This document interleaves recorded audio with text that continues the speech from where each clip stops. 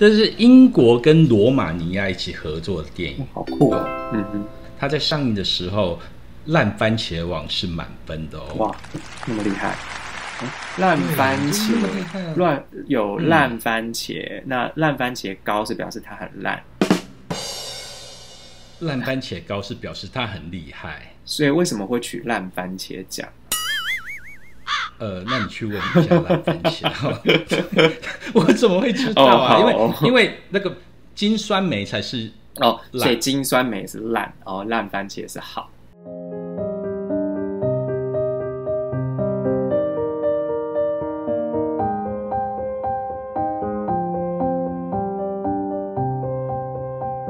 在节目开始之前，请大家不要忘了按赞、分享、订阅，还有开启小铃铛。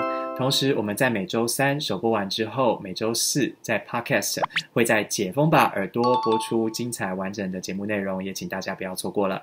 上次那个熟女养成记真的是摆了我一道，今天换姐夫的随堂测验，随堂考是不是？那没办法，节目还是要进行。那个考试等一下再说，时间过了就算了哈。不晓得骆师傅看完有没有觉得很感动，或者是快哭了？没有到快哭，但是就是觉得还蛮感人的。你这个冷血的家伙，我这样哪有冷血？我是觉得就是还蛮感人的，蛮感人。但是张董一定会哭啦，因为他连看哥吉拉对金刚都会哭。好 ，OK 。电影的星座啊，我觉得它是非常处女座的一个电影处女座的电影，对，因为首先你看一下我们这一个电影，它主要在讨论的是什么？他在讨论的是父子亲情，它里面其实比较深层是在讲到面对死亡这件事情。同时，他也一直在演的一件事情就是领养关系。我们会看到里面很多的家人，他们可能是因为不孕，或者是可能一些原因而没有办法养育这件事情。不管是我们男主角他因为某些原因而无法养育，或者是里面我们看到的一些领养家庭，他们是因为曾经做过手术而让自己没有办法再怀孕，或者是本身就有不孕这件事情。所以不孕、领养、宠物，因为我会看到是宠物这部分是从头到尾那个孩子他一直想要养一只狗，可是这个爸爸带他到各个领养家庭好了，他永远看到都是一只兔子。宠物是处女座在管吗？连宫星座一定有它的意义存在，所以狮子的下一个星座处女，它要修正的就是狮子的这种大名大放或者是自鸣得意的一个星座能量。所以于是呢，处女座它就会是一个比较内敛的、比较内收的，除了我们刚刚讲的那一些基层的或者是说一些功能性的以外，它也掌管一些比较小的、比较袖珍的。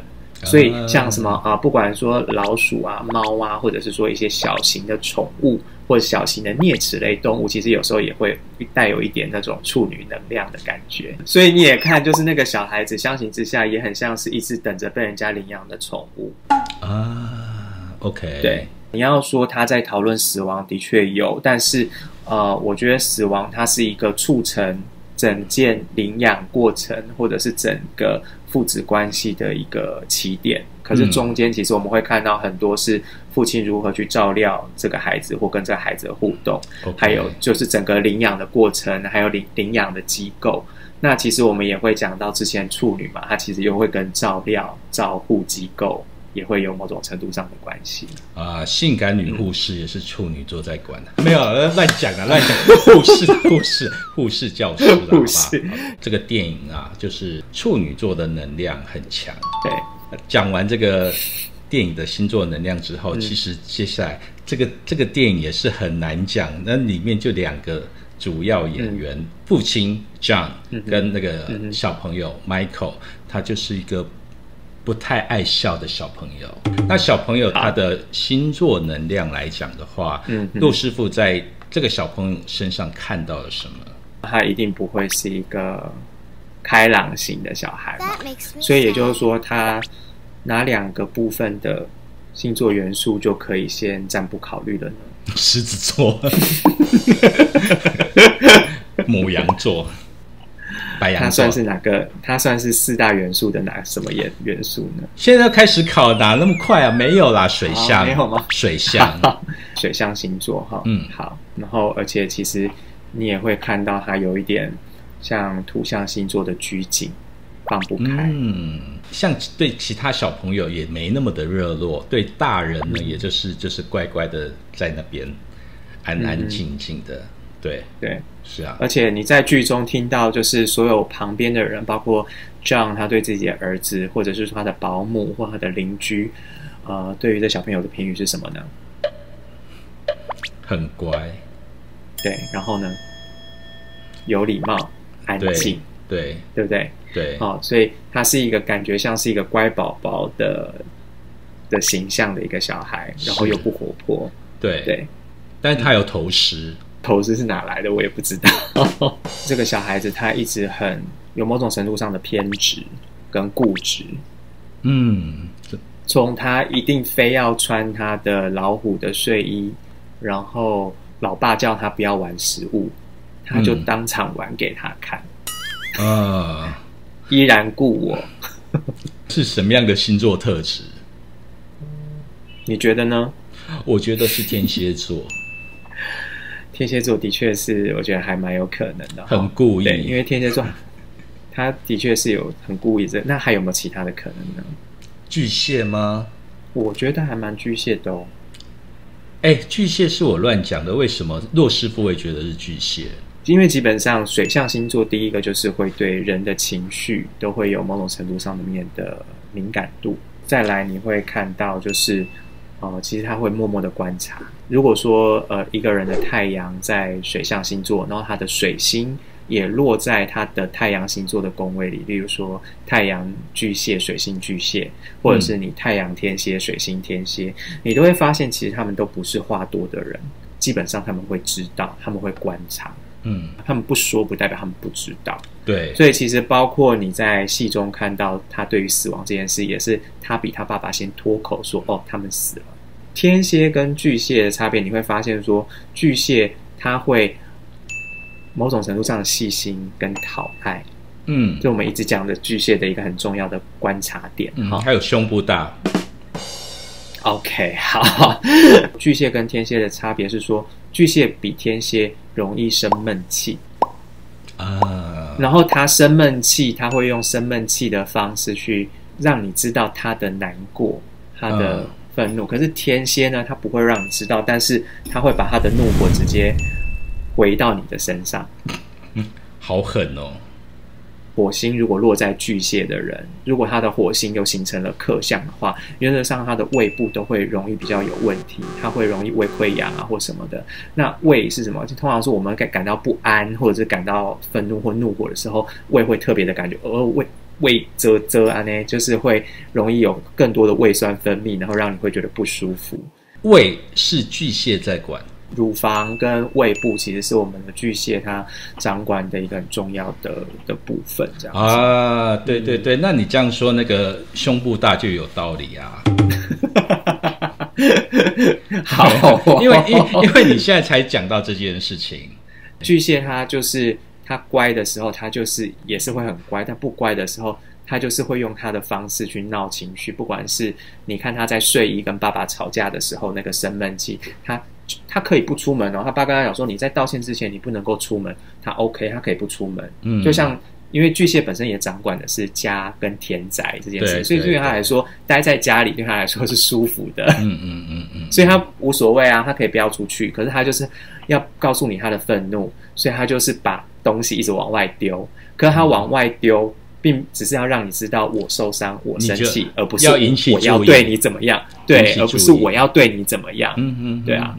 OK， 那好，对，所以我会觉得说，在这个部分好像比较像巨蟹一点，而且同时你也会看到，就是看到爸爸在睡觉，其实他是很体贴的，会去帮爸爸盖被子，或者做这些，对，很温馨的，还有倒水，他都会非常贴心的做这些小细节。然后而且就是你会觉得其实他是黏爸爸的，即便爸爸是没有空的，或者是爸爸是比较忙碌的。Michael 的那个星座能量会巨蟹比较多嘛？好，那接下来，而且是可能他的命盘中比较多克相的巨蟹，会比较容易展现出巨蟹那种别扭或者是说闭塞的巨蟹类型。讲完了小朋友 Michael 之后，接下来我们要讲到爸爸，就是 John。那 John 的星座能量，我觉得在片中应该也还蛮容易讲的，是不是罗斯福？有吗？好啦，应该可以吧。对啊。那他的星座能量，你觉得是？首先，我会看到他是一个对于就是选择这件事情会多方盘算跟考虑的一个星座能量特质。因为他从头到尾都在帮小孩子找一个家，但是迟迟都不决定。对，没错。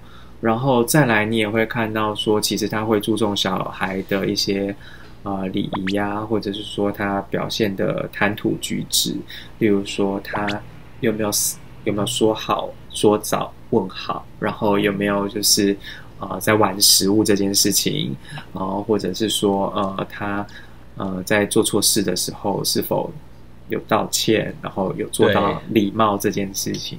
再来你也会看到说，其实最后这个爸爸他的选择，其实他并没有选择一个我们所谓的好人家的一个家庭，而是选择了一个跟他的状况基本上你会觉得是一种镜面反射的一个家庭的这个部分。对，所以双鱼座好像是。双鱼座的确也会有选择性障碍，但是其实双鱼座它的选择性障碍，一个是全部都很好，我不知道怎么选；第二个是我搞不清楚哪个比较好，所以很难选。可是你会发现，这个爸爸他在片里面他展现的是说，我要为小孩子选一个他最适合的，而且我要很理性的去分析清楚这件事情，所以比较不像理性占很重要的一点。对他，而且他不会因为说这个家人就是很有钱，或者是说动之以情，他就马上就是被打动，他还是会去看，会去分析，会去想这件事情。对，所以双鱼先去掉。其实我们讲到分析啊，或者是说理性的时候，其实我们都会跟我们的其实处女或者是天秤，其实会扯上某一点关联。因为处女我们就一般讲嘛，因为水星掌管，然后它本身又是很善于资料分析，或者是说一些局势的分析。那天秤的话，我们之前讲过，天秤跟宝瓶其实它是12星座里面最文明的2个星座，所以基本上他们会尽量的能够用一种理性的方式去看待所有的事情，包括自己的孩子他未来要怎么走这件事情，他也会去用理性的角度去做评估。所以那其中又会希望能够是有一种比较平等，然后让孩子能够不会感觉落差这么大，不会因为对方家里有钱，然后就选择这个孩比自己有钱就选这个孩子，或者是怕小孩寂寞，然后就选一个小孩很多的。他一直希望能够用一种对等的一个关系的一个状态，去当做他领养家庭的最后的选择。所以我会觉得说，这个部分的话，又会有一点跟我们的天秤座其实又会有一点像。天秤它其实掌管就是一个要公平，然后要平衡，要平等，对不对？那它不会特别的要说我要攀上枝头变凤凰，或者是说我要算尽心机得到捷径，或者让小孩子能够得到最好的或什么。我会觉得说我觉得是公公平平的，然后该做的要做到这样子。这样的星座可能会是在天秤座了。我会觉得比较像天秤，但是因为或许 maybe 他被死亡的阴影笼罩，所以其实你会看到他一直是安静，然后偶尔给予微笑，并没有办法讲太多的事情。那我觉得这是一个可能，那也可能是他是太阳天秤，但他的水星落在了天蝎，这个比较不会去多言，但是会去观察的一个星座。太阳天秤，水星天蝎，那相反来讲的话，是不是也是同样的？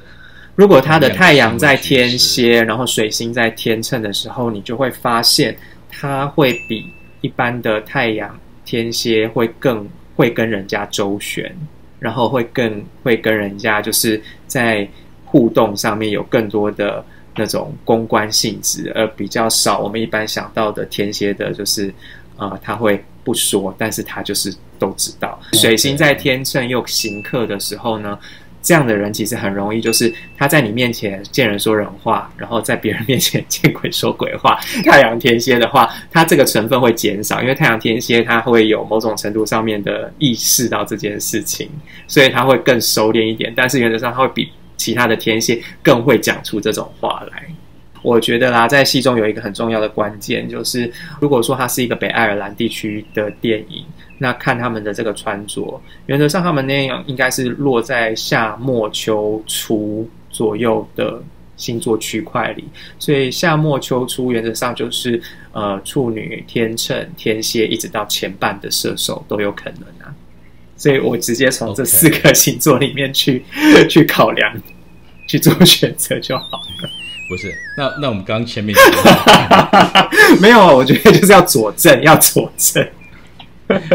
那今天节目应该就到此为止了哈。我们刚刚不是说要考试吗？我正期待着这个 part 现在才要来耶。好，给你考。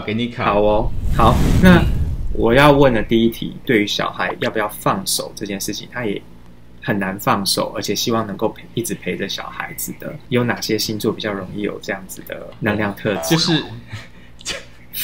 就是做鬼也不放过他，就对了。哇，你讲的好可怕！他不是要变成空气，变成水，然后变成能量跟他对话，对。对，然后呢，小孩子对不对？就在面对空气讲话，那不是恐怖片吗？好，天蝎座父亲对于孩子有很大的执着啊。没错，而且你不要说天蝎座的父亲，其实天蝎座今天是子女，其实反对父亲也会有这种程度上面的粘着性。那再来呢？还有还有什么呀？其实我们也可以想到巨蟹座也会有这个部分啊。哦，是哦，因为巨蟹它本身就是一个比较重视家庭或重视延续传承对的这个部分。其实我会觉得你也可以从巨蟹座的身上看到那种对于家庭的凝聚力的一个重视。那再加上我们的天秤嘛，就是一直很难断开关系的天秤，从歹戏拖棚的伴侣关系，一直到这个难以切割的亲子关系，其实都是。对，天秤有好，对，好中了，好，下一题。好，下一题的话就是我们在电影里面其实有看到一个很有趣的片段，就是那个爸爸他不舒服，然后呢他被一个奥 K 欺负了，然后他就拿了鸡蛋回去丢。大家觉得哪个星座比较容易有这种报复性的行为呢？因为他丢鸡蛋，你知道吗？那我觉得丢鸡蛋感觉是比较像开玩笑的，或者是那种比较没那么严重的报复，所以我觉得像这样的行为应该是属于双子座会有的。其实双子你会发现说，其实他的一个报复很多其实就是流于口头。因为其实双子它本身它是水星掌管的一个星座，那水星掌管是我们的口语跟心智，所以你会发现就是跟双子在就是吵架的时候，其实他很会占一些口舌上面的便宜，即便他可能讲的口舌之有，我跟你讲，他即便是胡说八道，他也要给你讲的就是一塌糊涂，那对错他也不管，反正最后就是如果真要针对对错的时候，他就给你死不认账，就说我那时候是这样讲，我现在又没有那个意思。我跟你讲，这是双子最会的。对，所以其实那我会觉得说，如果说其实真的会有这种肢体上实际上的直接反应的这个报复行为的话，其实我觉得会跟白羊座会比较有关，因为白羊就是直接直来直往。你觉得杰夫的随堂考应该也都还算是还可以啦齁？很可以了啦，比刚开始跟我讲说什么双子座是最严肃的星座的那个你来说，已经太厉害了。严肃的应该是摩羯座。对了，你看现在你大方向至少都抓出来啦，就整个能量的那个展现，及格，不错。为你找个家，这个电影真的是非常好看。泪腺发达，建议你带个卫生纸。没错，拜拜，拜拜。